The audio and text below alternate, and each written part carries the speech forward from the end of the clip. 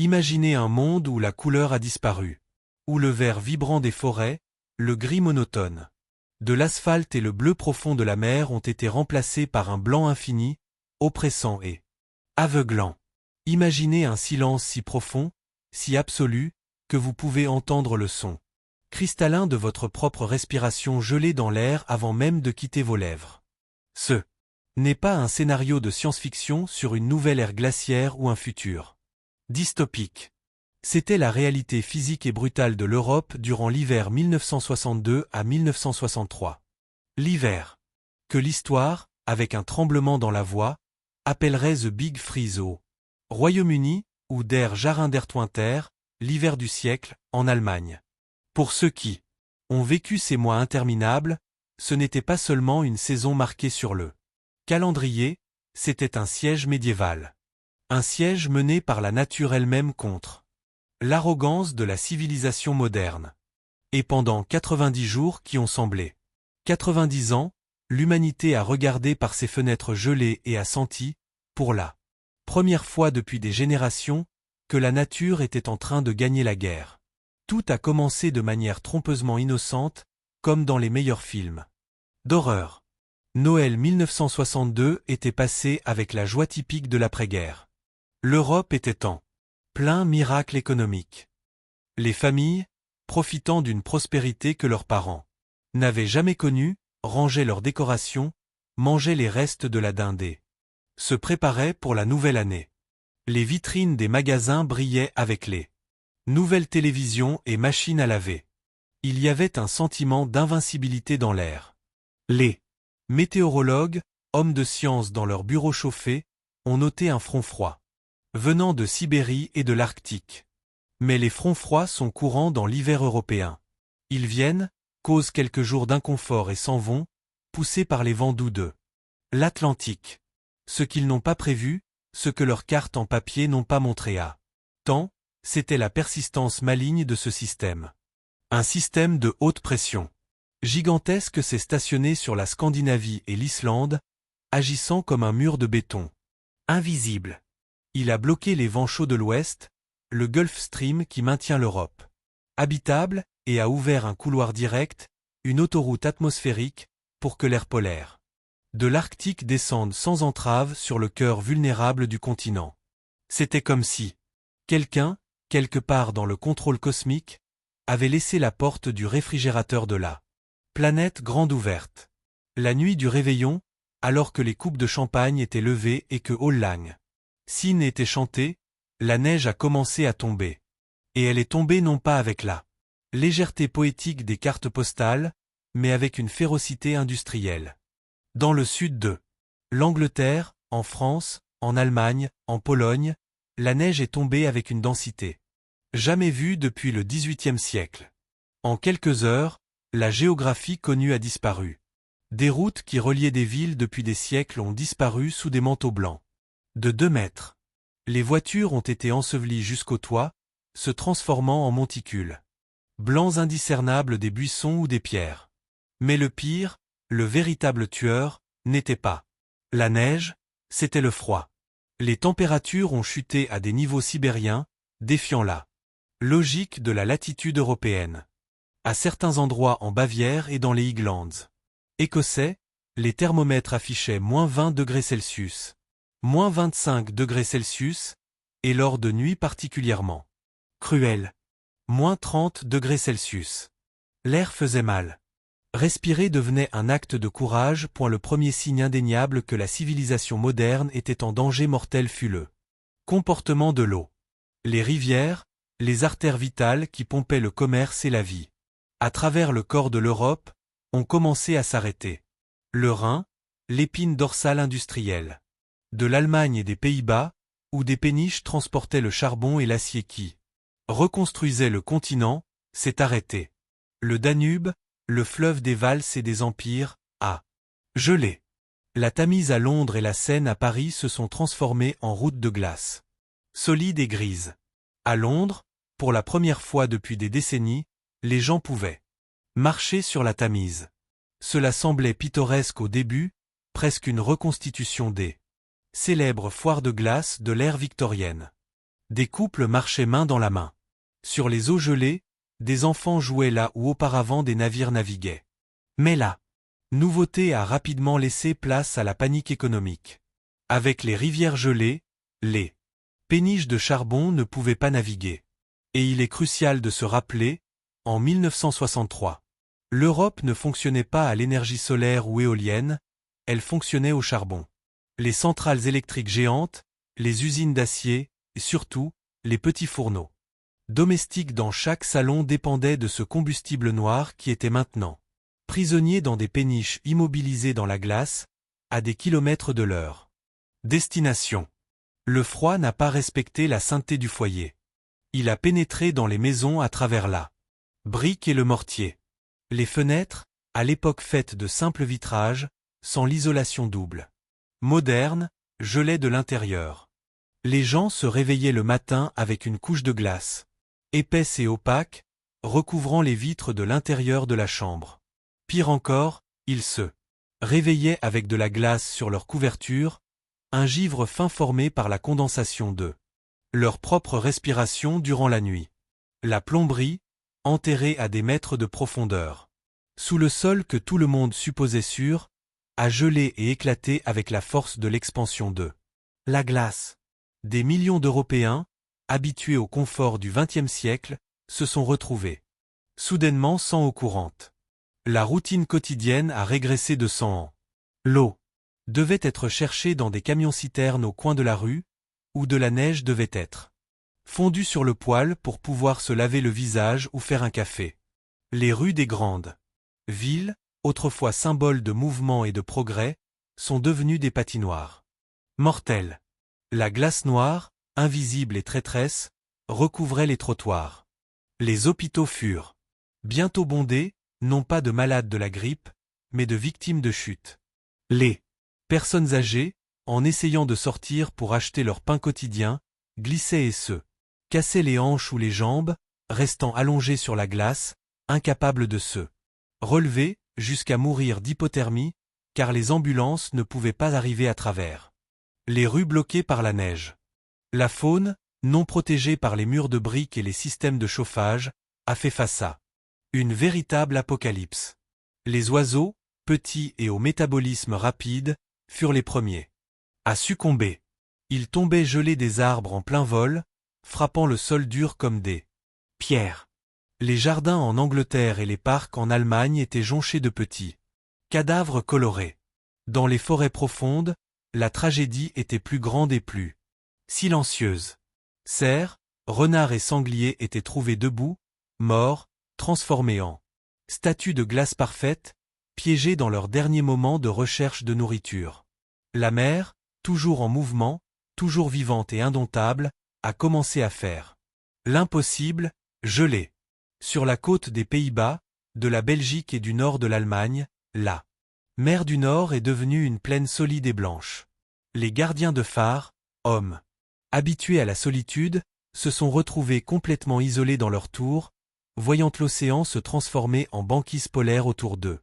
Ils ne pouvaient pas recevoir de provisions par bateau, et les hélicoptères ne pouvaient pas voler dans les tempêtes de neige. À certains endroits, la couche de glace sur la mer était si épaisse qu'il était possible de marcher des kilomètres au large, une expérience désorientante où l'horizon blanc de la glace se fondait avec l'horizon blanc du ciel, éliminant tout sens de l'orientation. Au Royaume-Uni, l'île qui voit rarement des hivers extrêmes en raison de l'influence de la mer, le choc fut total. L'isolement rural dans les régions de Dartmoor, Exmoor et au pays de Galles fut absolu. Des villages entiers furent coupés du monde non pas pour des jours, mais pour des semaines d'affilée. La neige, poussée par des vents forts, a formé des congères de jusqu'à 6 ou 7 mètres de haut. Ces congères recouvraient des maisons entières, les enterrant jusqu'aux cheminées. Les habitants devaient creuser des tunnels pour sortir d'eux. Leurs portes ou fenêtres du deuxième étage, comme des taupes humaines émergeant dans un monde blanc. Les fermiers, désespérés, creusaient des tranchées dans la neige jour et nuit pour essayer d'atteindre les étables et nourrir le bétail. Beaucoup n'ont pas réussi à arriver à temps. Le son du bétail meuglant de faim et de froid, étouffé par la neige épaisse, a hanté les agriculteurs pendant des années. C'était un son d'agonie lente qu'ils ne pouvaient pas soulager. Quand la neige a finalement fondu, des mois plus tard, la vision fut dantesque. Ils trouvèrent des milliers de moutons morts, parfaitement conservés dans la glace, comme dans un congélateur macabre, beaucoup d'entre eux entassés dans les coins des champs, où ils avaient essayé de se protéger du vent. La pénurie d'énergie est devenue une crise de sécurité nationale.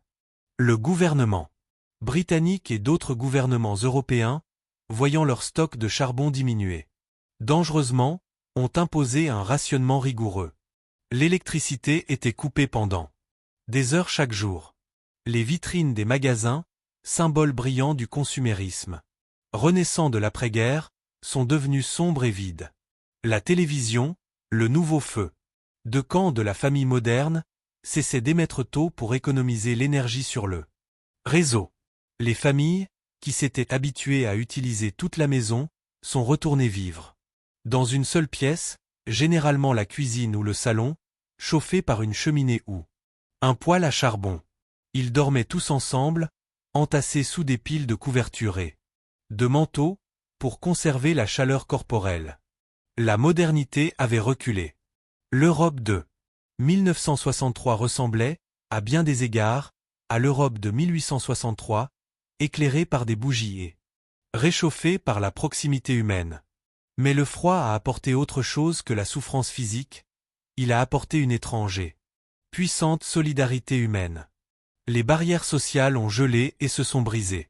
Des voisins qui se parlaient à peine depuis des années ont commencé à frapper aux portes les uns des autres pour partager du charbon ou de la nourriture.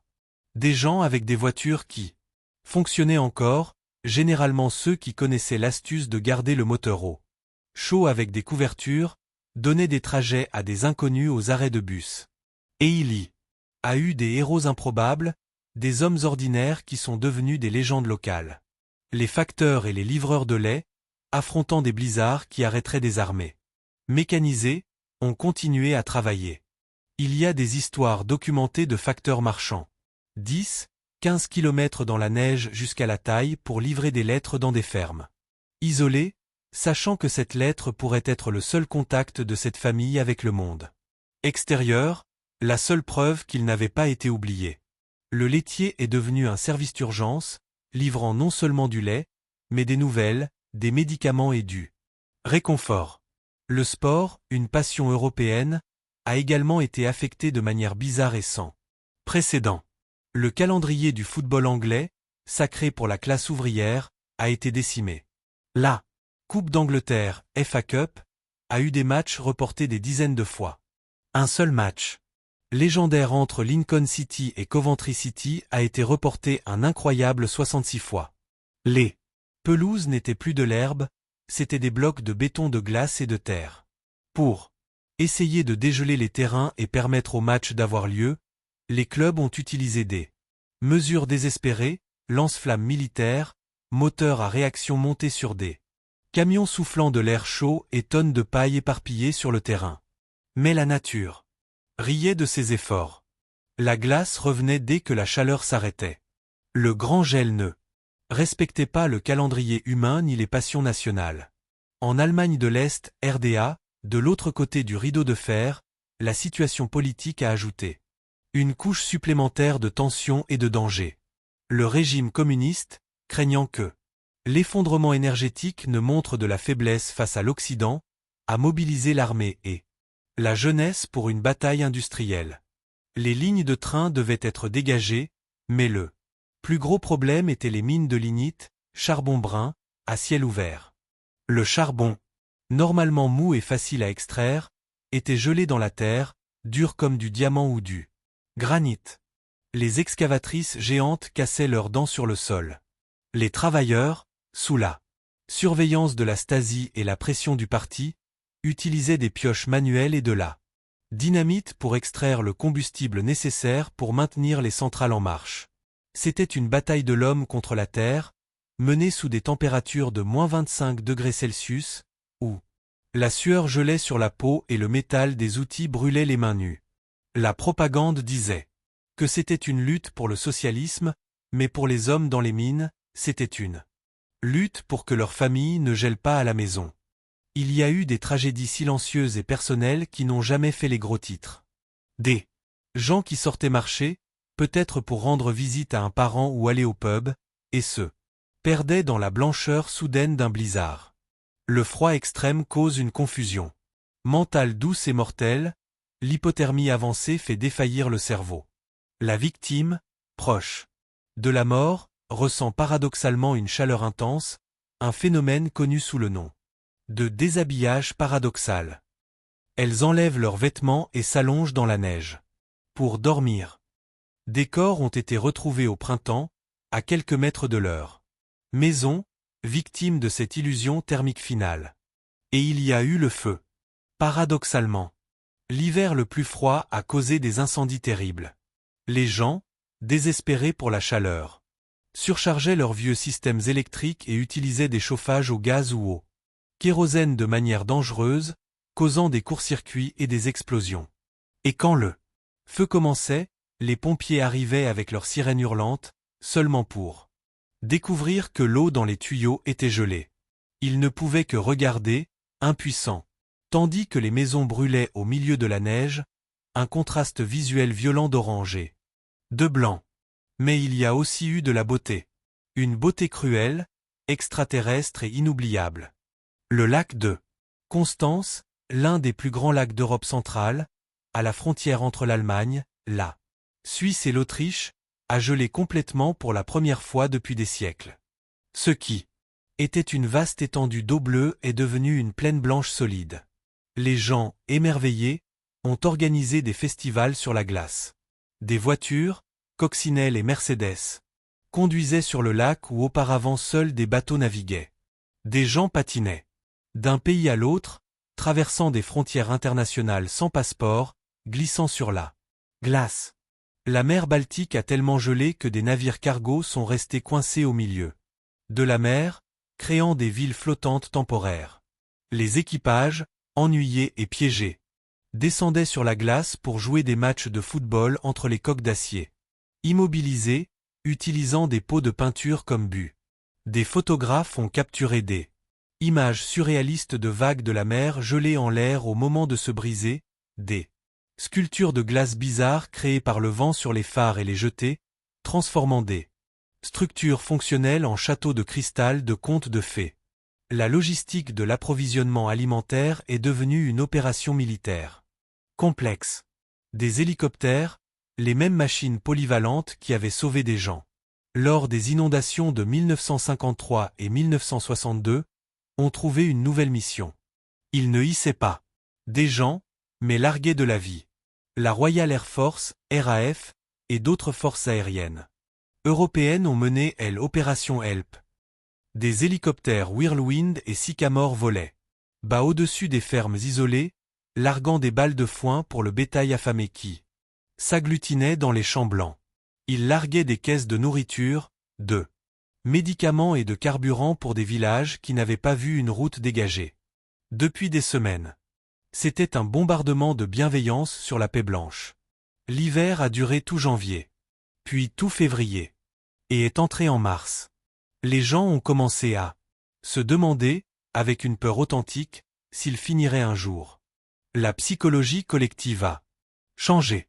Il y a eu une augmentation notable de la dépression, de ce que les médecins appelaient la fièvre de cabane, cabin fever. Le confinement forcé, l'obscurité constante et le froid ont créé des tensions domestiques explosives. Des mariages ont été testés. Mais, curieusement, il y a aussi eu un baby-boom statistiquement significatif 9 mois plus tard. Sans télévision, sans pouvoir sortir de la maison, avec beaucoup de froid et de longues nuits, la nature humaine a trouvé ses propres moyens ancestraux de se réchauffer et de passer le temps. Quand le dégel a enfin commencé, début mars, ce ne fut pas un soulagement immédiat et joyeux, ce fut un nouveau danger. Toute cette neige, des milliards de tonnes d'eau gelée, accumulée sur les toits, les champs et les montagnes, s'est transformée en eau liquide. Presque simultanément. Des inondations soudaines ont balayé ce que la glace n'avait pas détruit. Le sol, encore gelé en profondeur, permafrost temporaire, ne pouvait pas absorber l'eau, qui courait sur la surface comme sur un toboggan. Des tuyaux qui avaient gelé éclataient maintenant en dégelant, faisant jaillir de l'eau à l'intérieur des murs des maisons. Des toits, trempés et lourds, se sont effondrés. L'Europe a émergé du grand hiver non pas propre, mais trempée, sale de boue et épuisée. L'hiver de 1963 a changé l'infrastructure européenne pour toujours. Ce fut un réveil. Les maisons construites après cela ont été mieux isolées. Le chauffage central est devenu la norme, pas un luxe pour les riches. Les voitures ont commencé à utiliser des additifs antigel. Plus efficaces. Le système de distribution d'énergie a été interconnecté à travers les frontières pour éviter les pannes locales. Si la France avait froid, l'Espagne pouvait envoyer de l'énergie. L'Europe a appris, à la dure, que malgré toute sa technologie, ses fusées et ses plans économiques, un changement de quelques degrés seulement dans la température moyenne pouvait mettre la civilisation à genoux en quelques semaines. Pour ceux qui étaient enfants à l'époque, l'hiver de 1963 est rappelé avec une nostalgie magique et dorée. Ce furent des mois sans école. Ce furent des tunnels de neige creusés dans le jardin qui ont duré des semaines. Ce furent des traîneaux improvisés faits de plaques de four ou de couvercles de poubelle. C'était la liberté absolue d'un monde où les adultes avaient perdu le contrôle, où les voitures ne roulaient pas et les règles normales ne s'appliquaient pas. Pour un enfant, le monde blanc était un terrain de jeu infini. Mais pour les adultes, ce fut une leçon d'humilité profonde. Il y a une histoire célèbre, presque une parabole de cet hiver, sur un train express qui est resté coincé dans une congère dans les Highlands écossais. Les passagers, hommes d'affaires vêtus de leurs costumes de bureau et femmes en robe légère, sont restés coincés pendant 36 heures. Le chauffage du train a lâché. La nourriture a manqué. Au milieu de nulle part blanc, la civilisation à l'intérieur des wagons a commencé à se déferrer. Se refaire. Ils ont brûlé les papiers importants de leurs mallettes pour faire de petits feux. Ensuite, ils ont arraché les bancs en bois du train et les ont brûlés. Ils ont partagé le peu de chocolat et de whisky qu'ils avaient. Quand ils ont été finalement sauvés, ils ressemblaient à des survivants d'un naufrage polaire, sales de suie, enveloppés dans des rideaux, mais vivants. Cette image, le train moderne, symbole ultime du progrès industriel et de la vitesse, à l'arrêt, froid et impuissant au milieu du blanc indifférent, résume parfaitement l'hiver de 1963. Aujourd'hui, en temps de réchauffement climatique, de tels hivers ressemblent à des contes de fées ou à des cauchemars lointains et impossibles. Rarement nous voyons de la neige qui dure plus de quelques jours dans les grandes capitales européennes. La Tamise ne gèlera probablement plus jamais. Mais les marques de 1963 sont là, si nous savons où. Regardez. Elles sont dans les statistiques démographiques de cette année-là. Elles sont dans les normes de construction civile. Et, surtout, elles sont dans les mémoires de nos grands-parents et arrière-grands-parents. Ils se souviennent du silence. Ils se souviennent de la sensation étrange de marcher sur la mer. Ils se souviennent de l'année où l'hiver a essayé de reconquérir l'Europe et a presque réussi. Ceci est l'histoire de comment le continent le plus avancé de la Terre a été humilié par deux simples flocons de neige. C'est une histoire de résistance, de voisins aidant des voisins. Quand l'État a échoué, et de la fragilité terrifiante de notre confort moderne. Le grand hiver nous rappelle que, sous l'asphalte, le Wi-Fi et le béton, la terre est encore sauvage, indomptable, et l'hiver est toujours là dehors, attendant juste une porte ouverte, un courant d'air erroné, pour entrer et reprendre ce qui est à lui.